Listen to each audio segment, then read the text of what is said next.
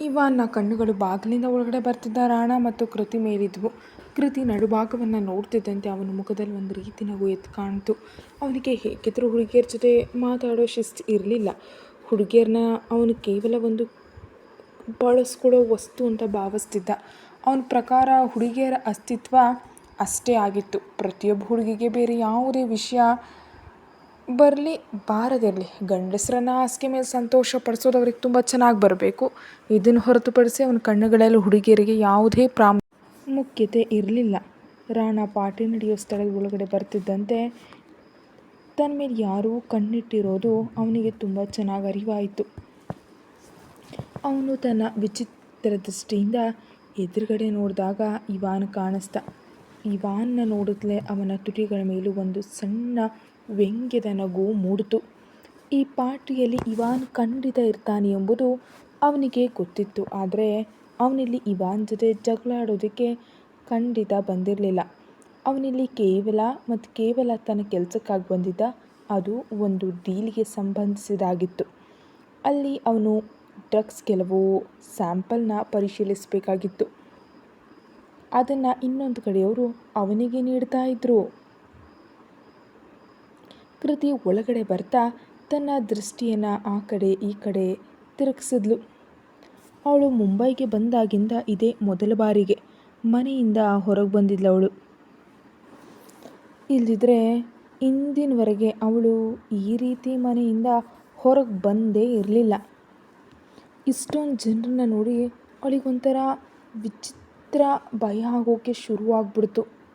ರಾಣ ಅವಳ ಕಡೆ ನೋಡ್ತಾ ಹೇಳ್ದ, 2 ವಿಷಯಗಳನ್ನ ನಿನ್ನ ತಲೆಯಲ್ಲಿ ಗಟ್ಟಿಯಾಗಿಟ್ಕೊ. ಮೊದಲನೇದು, ಸುಮ್ಮನೆ ಯಾರ ಜೊತೆ ಆದರೂ ಹರಟೆ ಹೊಡಿತಾ ಕಾಣಿಸ್ಕೊಂಡ್ರೆ ಎತ್ಕೊಂಡು ವಾಪಸ್ ಕರ್ಕೊಂಡು ಹೋಗ್ತೀನಿ ಮತ್ತು ಶಿಕ್ಷೆ ನಿನಗೆ ಬೇರೆದೇ ಸಿಗುತ್ತೆ. 2ನೇದು, ಯಾರ ಹತ್ರವೂ ಕೂಡ ಹೋಗೋದಕ್ಕೆ ಪ್ರಯತ್ನ ಮಾಡಬೇಡ. ನೀನಿಲ್ಲಿ ನನ್ನ ಜೊತೆ ಬಂದಿದೀಯಾ, ಈ ರಾಣ ಜೊತೆ. ಈ ವಿಷಯ ನೆನಪಿನಲ್ಲಿರ್ಬೇಕು ನಿನಗೆ. ಅವನ ಮಾತನ್ನು ಕೇಳಿ ಕೃತಿ ಅವನನ್ನು ಕೋಪದಿಂದ ದಿಟ್ಟಿಸಿ ನೋಡಿ ಹೇಳತೊಡಗಿದ್ಲು, ನಾನು ಬೇರೆಯವ್ರ ಹತ್ರ ಹೋದರೆ ನಿಮಗೇನು ತೊಂದರೆ? ನೀವೇ ತಾನೇ ಹೇಳಿದ್ರಿ, ಯಾರೇ ನನ್ನ ಹತ್ರ ಬಂದರೂ ಅಥವಾ ನಾನು ಯಾರ ಹತ್ರ ಹೋದರೂ ನಿಮಗೆ ಈ ವಿಷಯಗಳಿಂದ ಯಾವುದೇ ಸಂಬಂಧ ಇಲ್ಲ ಅಂತ ಹೇಳಿದ್ರಿ ಅಂತ ಅಂದ್ಲು. ಅವಳ ಉತ್ತರವನ್ನು ಕೇಳಿ ರಾಣ ಅವಳನ್ನ ಕೋಪದ ದೃಷ್ಟಿಯಿಂದ ನೋಡ್ದ ಮತ್ತು ಮರುಕ್ಷಣವೇ ಅವಳ ಕೈ ಹಿಡಿದು ಅವಳನ್ನ ಒಂದು ಸುತ್ತು ತಿರುಗಿಸಿ ಪೂರ್ತಿಯಾಗಿ ತನ್ನ ಎದೆಗೆ ಅಪ್ಕೊಂಡ. ಕೃತಿ ಅಂತೂ ಪೂರ್ತಿ ಆಶ್ಚರ್ಯಚಕಿತಳಾಗ್ಬಿಟ್ಲು. ಈಗ ರಾಣ ಅವಳ ನಡುಭಾಗದ ಮೇಲೆ ಹಿಂದಿಂದ ತನ್ನ ಕೈಯನ್ನು ಇಟ್ಟು ಅವಳ ಮುಖದ ಕಡೆ ಬಾಗಿ ಹೇಳ್ದ, ನಾನು ಯಾವಾಗ ಏನು ಹೇಳಿದೆ ಮತ್ತು ಏನು ಹೇಳಲಿಲ್ಲ ಇದನ್ನು ನನಗೆ ನೆನಪಿಸೋ ಅಗತ್ಯ ನಿನಗಿಲ್ಲ. ನನಗೆ ಗೊತ್ತು ನಾನು ಯಾವಾಗ ನಿನಗೇನು ಹೇಳಿದ್ದೆ ಅಂತ. ಇನ್ನು ನೀನು ಬೇರೆಯವ್ರ ಹತ್ರ ಹೋಗೋ ವಿಷಯಕ್ಕೆ ಬಂದರೆ ಹತ್ರ ಹೋಗಿ ನೋಡು, ನಿನ್ನ ಮತ್ತು ಅವನ ಪ್ರಾಣವನ್ನು ಒಂದೇ ಬಾರಿಗೆ ತೆಗೆದುಕೊಂಡು ಬಿಡ್ತೀನಿ ನಾನು. ಅವನ ಮಾತು ಕೇಳಿ ಕೃತಿ ಅಂತೂ ಆಶ್ಚರ್ಯದಿಂದ ಅವನನ್ನೇ ನೋಡ್ತಾ ನಿಂತಳು. ಅವಳಿಗೆ ರಾಣ ನೀಡಿದಂತಹ ಹೆದರಿಕೆ ಏನಂತ ಅರ್ಥ ಆಗಲಿಲ್ಲ. ಅವಳು ಯಾಕೆ ಹೀಗೆ ಅತಿಯಾದ ಹಕ್ಕನ್ನು ಚಲಾಯಿಸ್ತಿದ್ದಾನೆ ಅಂತ ಯೋಚಿಸ್ತಿದ್ಲು. ಯಾಕಂದರೆ ಅವರಿಬ್ಬರ ನಡುವೆ ರಾಣ ಈ ರೀತಿ ವರ್ತಿಸುವಂತಹ ಯಾವುದೇ ಸಂಬಂಧ ಇರಲಿಲ್ವಲ್ಲ. ಅವಳೇನಾದರೂ ಪ್ರಶ್ನೆ ಕೇಳೋ ಮುನ್ನ ರಾಣ ಒಂದೇ ಬಾರಿಗೆ ಅವಳನ್ನ ಬಿಟ್ಟು ಹೇಳ್ದ, ಈಗ ಸುಮ್ಮನೆ ಪಾರ್ಟಿನ ಎಂಜಾಯ್ ಮಾಡು. ಸ್ವಲ್ಪ ಬೇಸರ ಅನಿಸಿದ್ರೆ ನನಗೆ ಹೇಳು, ನಾನು ಇಲ್ಲೇ ಇರ್ತೀನಿ. ಕಣ್ಣು ತಿರುಗಿಸಿ ಹುಡುಕಿದ್ರೆ ಸಿಗ್ತೀನಿ. ಹೀಗೆ ಹೇಳಿ ರಾಣ ತಕ್ಷಣವೇ ಅಲ್ಲಿಂದ ಹೊರಟು ಹೋದ. ಕೃತಿ ಈಗ ಇನ್ನೂ ಹೆಚ್ಚಿನ ಆಶ್ಚರ್ಯಕ್ಕೆ ಒಳಗಾಗ್ಬಿಟ್ಲು. ಅವನು ಹೇಗೆ ತಾನೇ ಅವಳನ್ನ ಪಾರ್ಟಿಯಲ್ಲಿ ಹೀಗೆ ಒಬ್ಬಳನ್ನೇ ಬಿಟ್ಟು ಹೋಗೋದಕ್ಕೆ ಸಾಧ್ಯ? ಅವಳು ಕೋಪದಿಂದ ಮುಖ ಸಿಂಡರಿಸ್ಕೊಂಡು ಹೇಳಿದ್ಲು, ಕಣ್ಣೆತ್ತಿ ಹುಡುಕಿದ್ರೆ ಸಿಕ್ಬಿಡ್ತಾರಂತೆ. ಆದರೆ ನನಗೆ ನಿಮ್ಮನ್ನು ಹುಡುಕೋದೇ ಇಲ್ಲ ಮಿಸ್ಟರ್ XYZ. ನಿಮ್ಗೇನು ಅನಿಸಿದೆ? ನೀವು ನನ್ನ ಇಂಥ ಪಾರ್ಟಿಯಲ್ಲಿ ಒಬ್ಬಳನ್ನೇ ಬಿಟ್ಟು ಹೋದರೆ ನನಗೆ ನೀವಿಲ್ಲದೆ ಭಯ ಆಗುತ್ತೆ ಅಂತನಾ? ಖಂಡಿತವಾಗ್ಲೂ ಇಲ್ಲ. ಹೀಗೆ ಹೇಳ್ತಾ ಅವಳು ಮೂಗು ಮುರಿದ್ಲು. ಮತ್ತೊಂದೆಡೆ ಗೌರವ್ ಇವಾನ್ನ ಕಡೆ ನೋಡ್ತಾ ಹೇಳ್ದ, ನೀವು ಆಜ್ಞೆ ಮಾಡಿದ್ರೆ ಈಗಲೇ ಹೋಗೋಳನ್ನ ನಿಮ್ಮ ಬಳಿ ಕರ್ಕೊಂಡು ಬರಲಾ? ನೋಡೋದಕ್ಕೆ ತುಂಬಾ ಸುಂದರವಾಗಿದ್ದಾಳೆ. ಇಂಥ ಸುಂದರವಾದ ವಸ್ತುಗಳಿಗಾಗಿ ಹೃದಯ ಕಾಯೋದಕ್ಕೆ ಹೇಗೆ ತಾನೇ ಸಾಧ್ಯ? ಹೀಗೆ ಹೇಳಿ ಅವನು ಮುಂದೆ ಸಾಗೋದಕ್ಕೆ ತೊಡಗಿದಾಗ ಇವಾನ್ ತಕ್ಷಣ ಅವನ ಹೆಗಲ ಮೇಲೆ ಕೈ ಇಟ್ಬಿಟ್ಟು ಹೇಳ್ದ, ಆದರೆ ಕೆಲವೊಮ್ಮೆ ನಾವು ಕಾಯೋದು ಕೂಡ ಮುಖ್ಯ ಆಗತ್ತೆ. ಎಷ್ಟು ಹೆಚ್ಚು ಹೊತ್ತು ಕಾಯ್ತೀವೋ ಅಷ್ಟು ಹೆಚ್ಚು ನಮಗೆ ಮಜಾ ಸಿಗುತ್ತೆ. ಎದುರಿಗಿರೋ ವಸ್ತು ಮಜಾ ಕೊಡುವಂತಿದ್ದಾಗ ಕಾಯೋದ್ರಲ್ಲಿ ತಪ್ಪೇನಿಲ್ಲ ಅಂದ. ಅವನ ಮಾತನ್ನು ಕೇಳಿ ಗೌರವ್ ವಿಚಿತ್ರವಾಗಿ ನಕ್ದ. ಇವಾನ್ ಅವನಿಗೆ ತನಗಾಗಿ ಪಾನೀಯ ತರೋದಕ್ಕೆ ಹೇಳ್ದ. ಗೌರವ್ ತಕ್ಷಣ ಅಲ್ಲಿಂದ ಹೊರಟು ಹೋದ.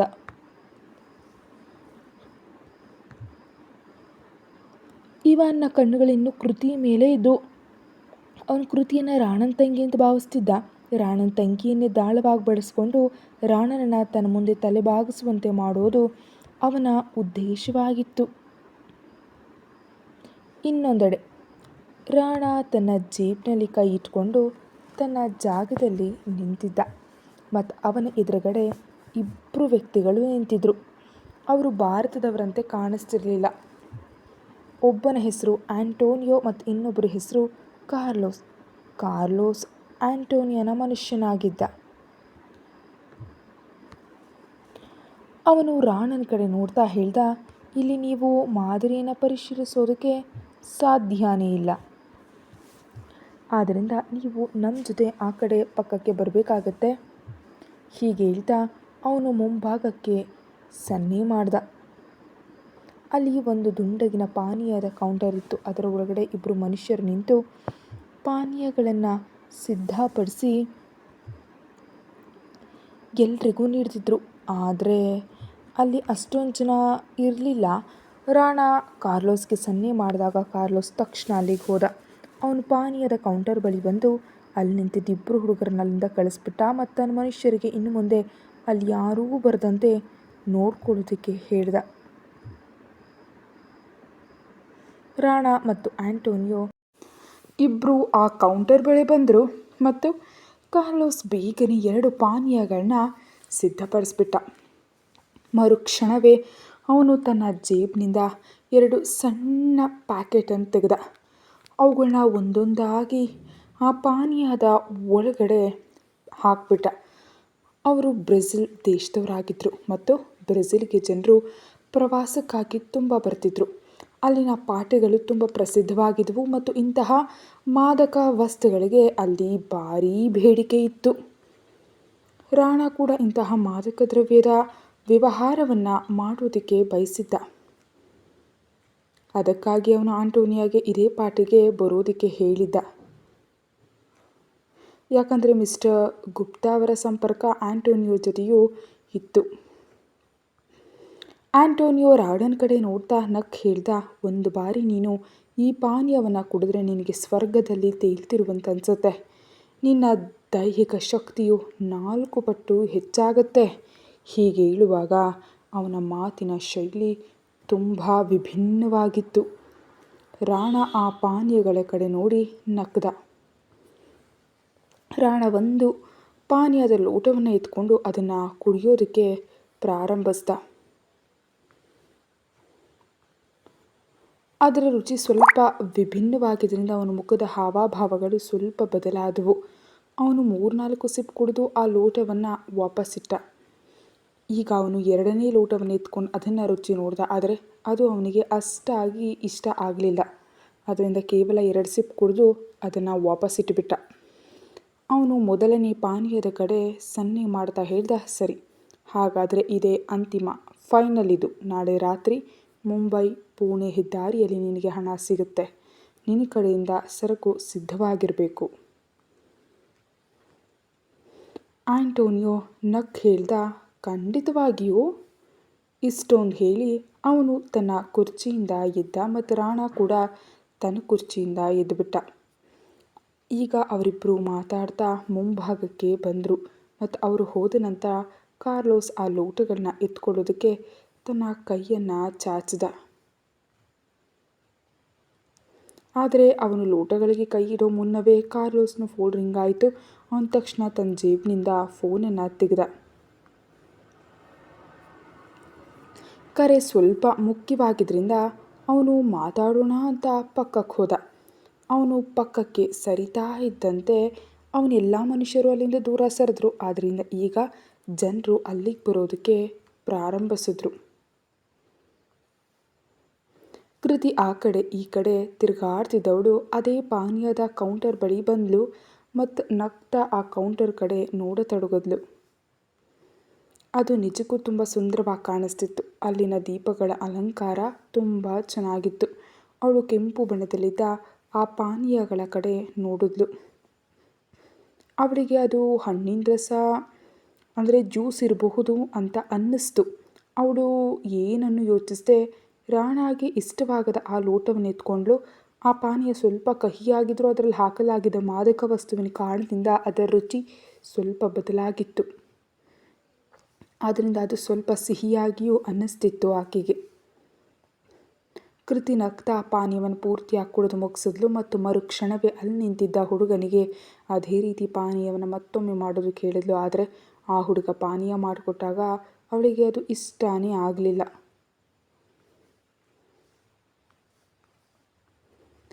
ಅವಳು ತನಗೆ ಮೊದಲೇ ಸಿಕ್ಕಿದ್ದ ಅದೇ ಪಾನೀಯ ಬೇಕಂತ ಆಟ ಹಿಡಿದ್ಲು. ಆದರೆ ಆ ಹುಡುಗನಿಗೆ ತಾನು ಎಲ್ಲಿ ತಪ್ಪು ಮಾಡ್ತಿದ್ದೀನಿ ಅಂತ ಅರ್ಥ ಆಗ್ತಿರ್ಲಿಲ್ಲ. ಯಾಕಂದರೆ ಅವನು ಅಲ್ಲಿ ಇಟ್ಟಿದ್ದ ವಸ್ತುಗಳಿಂದಲೇ ಪಾನೀಯವನ್ನು ಮಾಡ್ತಾ ಇದ್ದ. ಕೇವಲ ಅದರಲ್ಲಿ ಆ ಮಾದಕ ವಸ್ತುವಿನ ಕೊರತೆ ಇತ್ತು ಅಷ್ಟೆ. ಕೃತಿ ತನ್ನ ಅಮಲೇರಿದ ಕಣ್ಗಳಿಂದ ಆ ಹುಡುಗನ ಕಡೆ ನೋಡ್ತಾ ಹೇಳಿದ್ಲು, ನೀನು ನನಗೆ ಪಾನೀಯ ಮಾಡಿಕೊಡ್ತೀಯಾ ಇಲ್ವಾ? ನಾನು ಮಿಸ್ಟರ್ XYZಗೆ ಹೇಳೇ ಬಿಡ್ಲಾ? ನಿನಗೆ ಅವರ ಬಗ್ಗೆ ಗೊತ್ತಿಲ್ವಾ? ಅವ್ರು ಹೇಗೆ ನನ್ನ ತಲೆ ಕೆಡಿಸಿದ್ದಾರೆ ಗೊತ್ತಾ? ಹಾಗೆ ಅವರು ನಿನ್ನ ತಲೆನೂ ಕೆಡಿಸ್ಬಿಡ್ತಾರೆ. ಅದಕ್ಕೆ ಸುಮ್ಮನೆ ಬೇಗ ನನಗೆ ಪಾನೀಯನ ಮಾಡಿಕೊಟ್ಬಿಡು. ಆ ಹುಡುಗ ಬೇಗನೆ ಹೇಳ್ದ. ಆದರೆ ನನಗೆ ನಿಜವಾಗಿಯೂ ಅರ್ಥ ಆಗ್ತಿಲ್ಲ. ನೀವು ಯಾವ ಪಾನೀಯದ ಬಗ್ಗೆ ಮಾತಾಡ್ತಿದ್ದೀರಿ ಮ್ಯಾಡಮ್? ಕೃತಿ ಬೇಸರಗೊಂಡು ಹಿಡಿದ್ಲು. ಅಯ್ಯೋ ಇಡಿಯಟ್, ನೀನು ನನಗೆ ಮೊದಲು ಮಾಡಿಕೊಟ್ಟಿದ್ಯಲ್ಲ ಅದೇ ಪಾನೀಯ.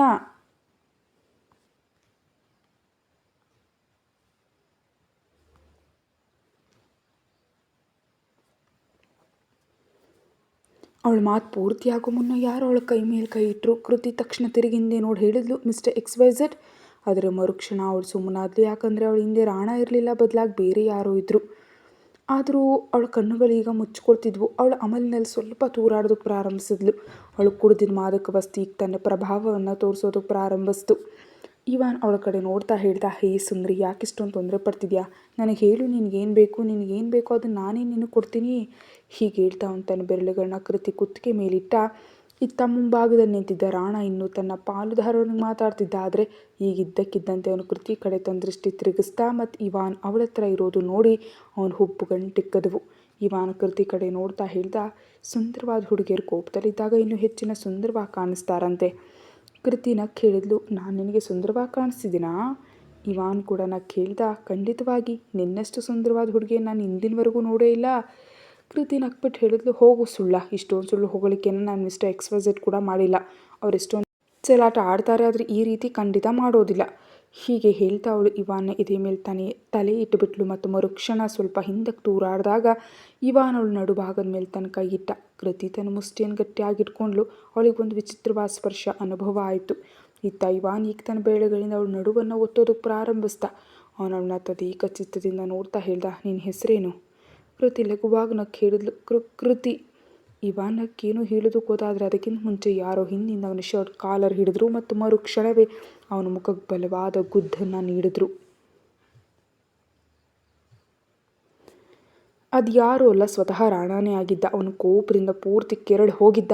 ಅವನು ಕೋಪದಿಂದ ಇವಾನ್ ಕಡೆ ನೋಡ್ತಾ ಹೇಳ್ದ, ನಿನಗೆ ಅವಳನ್ನ ಮುಟ್ಟೋದಕ್ಕೆ ಎಷ್ಟು ಧೈರ್ಯ? ನೀನು ಅವಳನ್ನ ಹೇಗೆ ಮುಟ್ದೆ? ಹೀಗೆ ಹೇಳುವಾಗ ಅವನ ಮುಖ ಕೋಪದಿಂದ ನಡುಕ್ತಿತ್ತು. ಕೃತಿ ನಡುಭಾಗದ ಮೇಲೆ ಇವಾನ್ ಕೈಯನ್ನು ನೋಡಿದ ತಕ್ಷಣ ಅವನ ನಿಯಂತ್ರಣ ಕಳ್ಕೊಂಡ. ಇಲ್ದಿದ್ರೆ ಅವನು ಯೋಚಿಸಿದ್ದು ಏನಂದರೆ, ಇವಾನ್ ತನ್ನ ಯೋಜನೆ ಪ್ರಕಾರ ಕೃತಿ ಹತ್ರ ಬಂದರೆ ಅವನಿಗೆ ಬುದ್ಧಿ ಕಲಿಸೋಣ, ಆದರೆ ಆಮೇಲೆ ಮೊದಲು ಈ ಇಡೀ ನಾಟಕವನ್ನು ಆನಂದಿಸೋಣ ಅಂತ. ಆದರೆ ಇಲ್ಲ, ಅವನು ಒಂದು ಕ್ಷಣವೂ ತನ್ನನ್ನು ನಿಯಂತ್ರಿಸ್ಕೊಳ್ಳೋದಕ್ಕೆ ಸಾಧ್ಯ ಆಗಲಿಲ್ಲ. ಇವಾನ್ನ ಮುಖ ಒಂದು ಕಡೆ ತಿರುಗ್ತು. ಅವನೇ ಈಗ ಕೋಪದಿಂದ ರಾಣನ ಕಡೆ ನೋಡ್ದ ಮತ್ತು ಮರುಕ್ಷಣವೇ ಅವನು ಮುಂದಿನ ಗುದ್ದನ್ನು ತನ್ನ ಕೈಯಿಂದ ತಡೆದ. ರಾಣಾ ತನ್ನ ಹಲ್ಲು ಕಚ್ಚಿದ. ಆದರೆ ಅವನು ಮತ್ತೊಮ್ಮೆ ಇವಾನಿಗೆ ಏನಾದರೂ ಹೇಳೋ ಮುನ್ನ ಕೃತಿ ಮುಂಭಾಗಕ್ಕೆ ಬಂದಳು ಮತ್ತು ಒಂದೇ ಏಟಿಗೆ ಅವಳು ರಾಣನನ್ನು ಜೋರಾಗಿ ದೂಡಿದ್ಲು. ರಾಣ ಸ್ವಲ್ಪ ಹಿಂದಕ್ಕೆ ತೂರಾಡ್ದ. ಕೃತಿ ಕೋಪದಿಂದ ಅವನ ಕಡೆ ನೋಡ್ತಾ ಹೇಳಿದ್ಲು, ನಿಮ್ಮ ತೊಂದರೆ ಏನು ಮಿಸ್ಟರ್ XYZ? ನೀವು ನನ್ನ ಹೊಗಳೋದಿಲ್ಲ ಮತ್ತು ಬೇರೆ ಯಾರಾದರೂ ನಾನು ಹೊಗಳಿದ್ರೆ ನಿಮಗೆ ಅದರಿಂದ ತೊಂದರೆ ಆಗುತ್ತೆ. ನೀವೇ ತಾನೇ ಹೇಳಿದಿರಿ ನಮ್ಗೆ ಯಾವುದೇ ಸಂಬಂಧ ಇಲ್ಲ ಅಂತ. ಯಾರೇ ನನ್ನ ಹತ್ರ ಬಂದರು ಈಗ ನೀವು ಇವರನ್ನು ಹೊಡಿತೀರಿ? ಇವಾನ ಮುಖದಲ್ಲಿ ಒಂದು ಕುತಂತ್ರದ ನಗು ಮೂಡ್ತು. ರಾಣಾ ಮರುಕ್ಷಣವೇ ಕೃತಿ ಹತ್ರ ಬಂದು ಹೇಳ್ದ, ನಿನಗೆ ನಿನ್ನ ಪ್ರಶ್ನೆ ಉತ್ತರ ಇಲ್ಲೇ ಕೊಡಬೇಕು ಅಥವಾ ಬೇರೆ ಎಲ್ಲಾದರೂ ಹೋಗಿ ತೆಗೆದುಕೊಳ್ಳೋಕೆ ಇಷ್ಟಪಡ್ತೀಯ ಸ್ವೀಟ್ ಆರ್ಟ್? ಕೃತಿ ಬೇಗ ಹೇಳಿದ್ಲು, ನನಗೆ ನನ್ನ ಪ್ರಶ್ನೆ ಉತ್ತರ ಇಲ್ಲೇ ಬೇಕು. ಅವಳಾಗಿ ಹೇಳ್ತಿದ್ದಂತೆ ರಾಣಾ ಲಘುವಾಗಿ ಕೇಳ್ದ, ಹಾಗಾದರೆ ತಗೋ ನೀನು ಉತ್ತರ. ಹೀಗೆ ಹೇಳಿ ಅವನು ಮರುಕ್ಷಣ ಕೃತಿ ಕುತ್ತಿಗೆ ಮೇಲೆ ತನ್ನ ಬೆರಳಿಟ್ಟು ಅವಳ ಮುಖವನ್ನು ತನ್ನ ಕೈಗಳು ಹಿಡ್ಕೊಂಡು ಮತ್ತು ಅವಳ ತುಟಿಗಳ ಕಡೆ ಬಾಗಿ ಅವಳನ್ನ ಗಾಢವಾಗಿ ಕಿಸ್ ಮಾಡೋದಕ್ಕೆ ಪ್ರಾರಂಭಿಸ್ದ. ಇವಾನ್ ಮತ್ತು ರಾಣನ ಜಗಳವನ್ನು ನೋಡೋದಕ್ಕೆ ಅಲ್ಲಿ ನೆರೆದಿದ್ದ ಎಲ್ಲ ಜನರು ಆಶ್ಚರ್ಯದಿಂದ ರಾಣಾ ಮತ್ತು ಕೃತಿಯನ್ನು ನೋಡತೊಡಗಿದ್ರು. ಕೃತಿ ಕೈಗಳು ರಾಣನ್ ಎದೆ ಮೇಲೆ ಇದ್ವು ಮತ್ತು ರಾಣಾ ಅವಳಿಗೆ ಗಾಢವಾಗಿ ಮುತ್ತಿರ್ತಿದ್ದ. ಕೃತಿ ಈಗಾಗಲೇ ಮಾದಕ ವಸ್ತುವಿನ ಅಮಲಿನಿದ್ರಿಂದ ಅವಳು ಕೂಡ ರಾಣಾಗೆ ಪ್ರತಿಕ್ರಿಯೆ ನೀಡೋದಕ್ಕೆ ಪ್ರಾರಂಭಿಸಿದ್ಲು. ಇವಾನ್ ಅವರಿಬ್ಬರನ್ನ ನೋಡಿ ಆಶ್ಚರ್ಯಚಕಿತನಾದ. ಯಾಕಂದರೆ ಅವನು ಕೃತಿಯನ್ನು ರಾಣನ ತಂಗಿ ಎಂದು ಭಾವಿಸಿದ್ಲು. ಆದರೆ ರಾಣಾ ತನ್ನ ಸ್ವಂತ ತಂಗಿಗೆ ಈ ರೀತಿ ಹೇಗೆ ಮುತ್ತಿಡೋದಕ್ಕೆ ಸಾಧ್ಯ? ಅಂದರೆ ಕೃತಿ ಅವನ ತಂಗಿಯಲ್ಲ ಎಂಬುದು ಸ್ಪಷ್ಟ ಆಯಿತು. ಆದರೆ ಕೃತಿ ಯಾರು? ಯಾರಿಗಾಗಿ ರಾಣಾ ಇಷ್ಟೊಂದು ಹುಚ್ಚನಾಗಿದ್ದಾನೆ?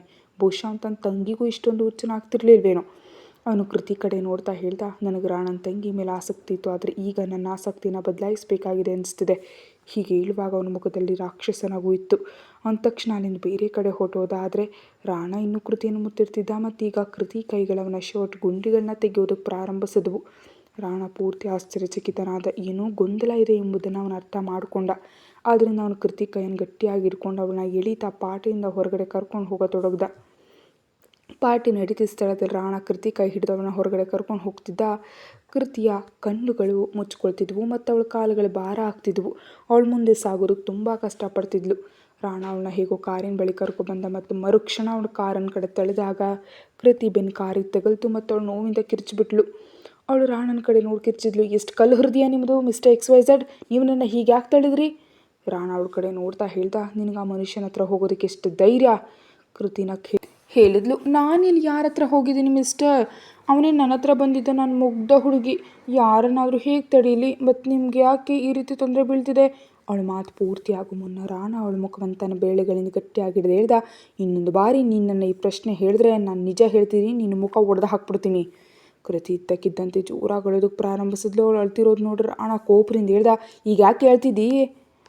ಕೃತಿ ತನ್ನ ಕಣ್ಣೀರು ಒರೆಸ್ಕೊಳ್ತಾ ಹೇಳಿದ್ಲು, ನೀವು ನನ್ನ ಬೈತಿದ್ದೀರಿ ಮಿಸ್ಟರ್ XYZ. ನೀವು ನನ್ನ ಪ್ರೀತಿಸೋದೇ ಇಲ್ಲ, ಕೇವಲ ದಿನ ಇಡೀ ನನ್ನ ಬೈತಲೇ ಇರ್ತೀರಿ. ಪ್ರೀತಿಯನ್ನು ನೀವು ನಿಮ್ಮ ಸ್ವೀಟ್ ಆಟಿಕೆ ಮಾಡ್ತೀರಿ, ರಹನೂ ಮಾಡ್ತೀರಿ, ನನಗೆ ಮಾತ್ರ ಸ್ವಲ್ಪನೂ ಪ್ರೀತಿ ತೋರಿಸೋದಿಲ್ಲ. ಕೇವಲ ನನ್ನ ಜೊತೆ ಚೆಲ್ಲಾಟ ಆಡ್ತೀರ ಅಷ್ಟೇ. ಅವಳ ಪ್ರಶ್ನೆ ಕೇಳಿ ರಾಣಾ ಅವಳನ್ನ ಆಳವಾದ ದೃಷ್ಟಿಯಿಂದ ನೋಡ್ದ. ಅವಳ ಕಡೆ ಬಾಗಿ ಅವಳ ಕಣ್ಣಿಟ್ಟು ಹೇಳ್ದ, ನಾನು ನಿನ್ನ ಪ್ರೀತಿಸ್ಬೇಕಂತ ನೀನು ಬಯಸ್ತೀಯಾ? ಕೃತಿ ಕೂಡ ನಗ್ತಾ ಅವನ ಕಣ್ಣುಗಳು ನೋಡಿದ್ಲು. ಈ ಸಮಯದಲ್ಲಿ ಅವರಿಬ್ಬರ ಮುಖಗಳು ತುಂಬ ಹತ್ತಿರದಲ್ಲಿದ್ವು ಮತ್ತು ರಾಣನ ಆಳವಾದ ಉಸಿರಾಟ ಕೃತಿಗೆ ತನ್ನ ಮುಖದ ಮೇಲೆ ತಿಳಿತಿತ್ತು. ಅವಳು ಈಗಾಗಲೇ ಅಮಲಿನಲ್ಲಿ ಮೈ ಮರೆತು ಬಿಟ್ಟಿದ್ಲು. ರಾಣನ ಕಣ್ಣುಗಳು ಅವಳನ್ನ ಇನ್ನೂ ಆಕರ್ಷಿಸಿದ್ವು. ಅವಳು ತನ್ನ ತಲೆಯನ್ನು ಹೌದು ಅಂತ ತೂಗಿದ್ಲು. ನಾನು ನೀವು ನನ್ನ ಪ್ರೀತಿಸ್ಬೇಕಂತ ಬಯಸ್ತೀನಿ ಮಿಸ್ಟರ್ XYZ, ಮತ್ತು ತುಂಬ ಪ್ರೀತಿಸಬೇಕು. ನನಗಿಲ್ಲಿ ಪ್ರೀತಿ ಮಾಡಿ. ಹೀಗೆ ಹೇಳ್ತಾ ಅವಳು ತನ್ನ ಕುತ್ತಿಗೆಯನ್ನು ತನ್ನ ಬೆರಳುಗಳಿಂದ ಸ್ಪರ್ಶಿಸಿದ್ಲು. ನಂತರ ಬೆರಳುಗಳನ್ನ ತನ್ನ ಎದೆ ಮೇಲೆ ಇಟ್ಕೊಂಡು ನಿಧಾನವಾಗಿ ತನ್ನ ಹೊಟ್ಟೆಯವರೆಗೂ ತಂದ್ಲು. ರಾಣಾ ಅವಳು ಈ ರೀತಿ ಮಾಡ್ತಿರೋದು ನೋಡಿ ಆಶ್ಚರ್ಯಪಟ್ಟ. ಕೃತಿ ಏನೋ ಕುಡಿದಿದ್ದಾಳೆ ಎಂಬುದು ಅವನಿಗೆ ಅರ್ಥ ಆಗಿತ್ತು. ಆದರೆ ಇಂಥದ್ದನ್ನು ಕುಡಿದಿದ್ದಾಳೆ, ಪ್ರಚೋದನೆ ಉಂಟಾಗ್ತಿದೆ ಎಂಬ ವಿಷಯ ಅವನಿಗೆ ಜೀರ್ಣಿಸ್ಕೊಳ್ಳೋದಕ್ಕೆ ಆಗ್ತಿರ್ಲಿಲ್ಲ. ಕೃತಿ ತನ್ನ ತುಟಿಗಳನ್ನ ತನ್ನ ಹೆಬ್ಬೆರಳಿಂದ ಸವರ್ತಾ ಹೇಳಿದ್ಲು, ನನಗೆ ನಿಮ್ಮ ಮುತ್ತಿಡಬೇಕು ಮಿಸ್ಟರ್ XYZ. ನನಗೆ ನಿಮಗೆ ಗಾಢವಾಗಿ ಮುತ್ತಿಡಬೇಕು. ನೀವು ನನಗೆ ಹೇಗೆ ಮುತ್ತಿಡ್ತೀರಲ್ಲ, ಪೂರ್ತಿಯಾಗಿ ನನ್ನ ತುಟಿಗಳನ್ನೇ ತಿಂದುಬಿಡ್ತೀರಿ. ಆ ರೀತಿ ಹೇಳ್ತಾ ಹತ್ರ ಬರತೊಡಗಿದ್ಲು. ರಾಣಾ ತಕ್ಷಣ ಅವಳು ಹೆಗಲ ಮೇಲೆ ಕೈ ಇಟ್ಟು ಹೇಳ್ದ, ಏನು ಕುಡಿದಿದ್ದೆ ನೀನು? ಯಾವ ಪಾನೀಯ ತಗೊಂಡಿದ್ದೆ? ಕೃತಿ ಅವನ ಕೈಯನ್ನು ತನ್ನ ಹೆಗಲಿನಿಂದ ತೆಗೆದು ಅವನ ಕೈಯನ್ನು ಗಟ್ಟಿಯಾಗಿ ಹಿಡ್ಕೊಳ್ತಾ ಹೇಳಿದ್ದು, ಇಲ್ಲಿ ಏನು ಮುಡ್ತಿದ್ದೀರಿ ಮಿಸ್ಟರ್ XYZ? ಇಲ್ಲಿ ಮುಟ್ಟಿ. ಹೀಗೆ ಹೇಳ್ತಾ ಅವಳು ರಾಣನ ಕೈಯನ್ನು ತನ್ನ ಎದೆ ಮೇಲೆ ಇಟ್ಕೊಂಡು ಬಿಟ್ಲು. ಇದರಿಂದ ರಾಣನ ಕೈಗಳಲ್ಲಿ ಕೃತಿ ಮೃದುವಾದ ದೇಹ ಸಿಕ್ಕಾಕೊಂತು. ರಾಣನ ಕಣ್ಣುಗಳು ದೊಡ್ಡದಾದವು. ಅವನು ಈಗ ಆಳವಾಗಿ ಉಸಿರಾಡೋದಕ್ಕೆ ಪ್ರಾರಂಭಿಸ್ತಾ. ಅವನಿಗೆ ಉಸಿರಾಡೋದಕ್ಕೆ ತೊಂದರೆ ಆಗ್ತಿರುವಂತೆ ಭಾಸವಾಗ್ತಿತ್ತು. ಅವನ ಮುಖದಲ್ಲೂ ಬೆವರು ಕಾಣಿಸತೊಡಗಿತು. ಕತೆ ಮುಂದುವರಿಯುತ್ತೆ. ಹೆಚ್ಚಿನ ವಿಡಿಯೋಗಾಗಿ ಚಾನಲ್ಗೆ ಮೆಂಬರ್ಶಿಪ್ ತಗೊಳ್ಳಿ. Thank you.